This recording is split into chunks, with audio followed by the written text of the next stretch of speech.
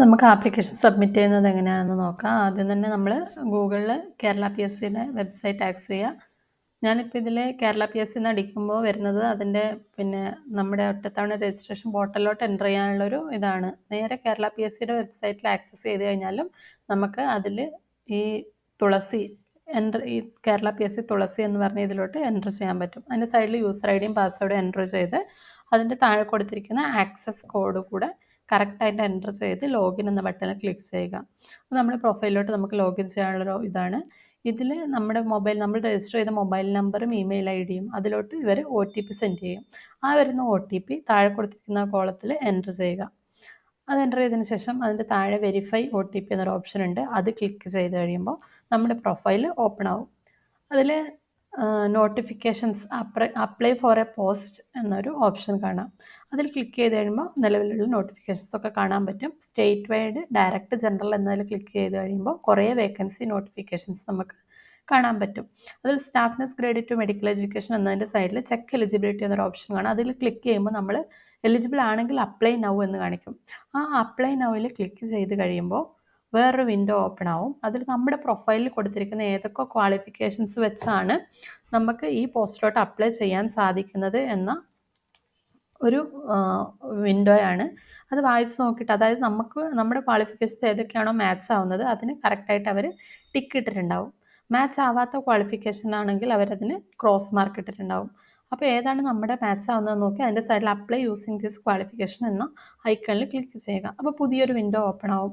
ആ വിൻഡോയിൽ നമ്മുടെ ഫോട്ടോയും നമ്മുടെ സിഗ്നേച്ചറും നമ്മൾ അപ്ലോഡ് ചെയ്ത ഫോട്ടോ എടുത്ത ഡേറ്റ് അടക്കം ഉണ്ട്. അപ്പോൾ അതിൻ്റെ സൈഡിൽ കൊടുത്തിരിക്കുന്ന കോളത്തിൽ നമ്മുടെ പേര്, name as scene in your photograph എന്ന് എഴുതിയിട്ടുണ്ട്. അതായത് നമ്മൾ ഫോട്ടോഗ്രാഫിൽ കൊടുത്തിരിക്കുന്ന അതേപോലെ നമ്മുടെ പേര് എഴുതുക. അതിൻ്റെ താഴെയായിട്ട് ഫോട്ടോഗ്രാഫിൽ കൊടുത്തിരിക്കുന്ന സെയിം ഡേറ്റ് എൻ്റർ ചെയ്യുക. തെറ്റിപ്പോകരുത്, അത് ഡേറ്റ് ഓഫ് ബർത്ത് അല്ല, ഫോട്ടോഗ്രാഫിൽ കൊടുത്തിരിക്കുന്ന ഡേറ്റ് ആണ്. അത് എൻ്റർ ചെയ്ത് കഴിയുമ്പോൾ അതിൻ്റെ താഴെ ഒരു ഡിക്ലറേഷൻ ഉണ്ട്. 4 പോയിൻറ്റ്സ് ഉണ്ട്. അതായത് അത് വായിച്ച് നോക്കുക. അതായത് ഫോട്ടോഗ്രാഫിൻ്റെ താഴത്തെ പോർഷനിൽ പേരും ഡേറ്റും കറക്റ്റാണോ, അതുപോലെ നമ്മുടെ തന്നെ ഫോട്ടോയാണോ, അത് 10 വർഷത്തിനിടയിൽ എടുത്ത ഫോട്ടോയാണോ, പേരും ഫോട്ടോ എടുത്ത ദിവസവും അതിൽ ഫോട്ടോഗ്രാഫും ക്ലിയർ ആയിട്ടുണ്ടോ, പിന്നെ സിഗ്നേച്ചർ നമ്മുടെ തന്നെയാണോ, ഇത് വായിച്ച് നോക്കി നെക്സ്റ്റ് എന്നടിക്കുക. അപ്പോൾ പുതിയൊരു വിൻഡോ ഓപ്പൺ ആവും. നമ്മുടെ ആപ്ലിക്കേഷനാണിത്. Application fill ചെയ്യാനുള്ളതാണ്. അതിൽ ഫില്ല് ചെയ്യേണ്ട പോർഷൻസ് 1-2 പോർഷൻസേ ഉള്ളൂ. Are you qualified for this post as per notification അനുസരിച്ച് നമുക്കിത് അപ്ലൈ ചെയ്യാൻ നമ്മൾ ക്വാളിഫൈഡ് ആണോ എന്നാണ്. യെസ് അടിച്ച് ഓക്കെ അടിക്കുക. അതിനുശേഷം താഴോട്ട് വരുമ്പോൾ നമുക്ക് നമ്മുടെ എക്സാമിനേഷൻ സെൻറ്റർ പ്രിഫേർഡ്, ഏത് ജില്ലയിൽ ഏത് താലൂക്കിലാണ് നമ്മൾ എക്സാമിനേഷൻ സെൻറ്റർ പ്രിഫർ ചെയ്യുന്നത് എന്ന് എൻ്റർ ചെയ്യാനുള്ള സ്ഥലമാണ്. അത് എൻ്റർ ചെയ്തത് ശേഷം ഓക്കെ അടിക്കുക. ഓക്കെ അടിച്ചു കഴിയുമ്പോൾ അതിൻ്റെ താഴെ ഒരു ഡിക്ലറേഷൻ കൂടെ ഉണ്ട്. അത് ടിക്ക് ചെയ്തിട്ട് പ്രിവ്യൂ ആപ്ലിക്കേഷൻ ക്ലിക്ക് ചെയ്യുക. അപ്പോൾ നമുക്ക് നമ്മുടെ ആപ്ലിക്കേഷൻ ഫോം വ്യൂ ചെയ്യാൻ പറ്റും. അത് വായിച്ച് നോക്കി അതിലെല്ലാം നമ്മൾ എൻ്റർ ചെയ്തതൊക്കെ കറക്റ്റാണോ എന്ന് ഉറപ്പ് വരുത്തുക. അതിൻ്റെ ഏറ്റവും താഴോട്ട് വരുമ്പോൾ വായിച്ച് നോക്കി എല്ലാം കറക്റ്റ് ആണെങ്കിൽ ഏറ്റവും താഴെ ഒരു ഡിക്ലറേഷൻ ഉണ്ട്.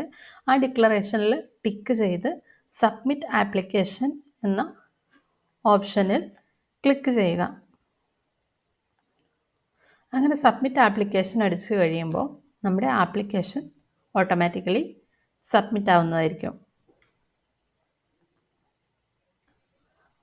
അത് കഴിഞ്ഞ് നമുക്ക് ആ ആപ്ലിക്കേഷൻ, നമ്മൾ അപ്ലൈ ചെയ്ത ആ ആപ്ലിക്കേഷൻ വ്യൂ ചെയ്യാൻ പറ്റും. മൈ ആപ്ലിക്കേഷൻസ് എന്നതിൽ കയറിക്കഴിഞ്ഞാൽ നമ്മുടെ ആപ്ലിക്കേഷൻ നമുക്ക് കാണാൻ പറ്റും. അതിലെല്ലാ ഡീറ്റെയിൽസും ഉണ്ടാവും. നമ്മൾ ഏത് പോസ്റ്റിലോട്ടാണ് അപ്ലൈ ചെയ്തിരിക്കുന്നത്, ഏത് ദിവസമാണ് അപ്ലൈ ചെയ്തത്, ഏത് ടൈമിലാണ് അപ്ലൈ ചെയ്തത് എന്ന ഫുൾ ഡീറ്റെയിൽസ് അതിലുണ്ടാവും.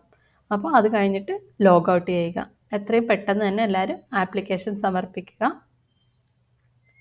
Thank you.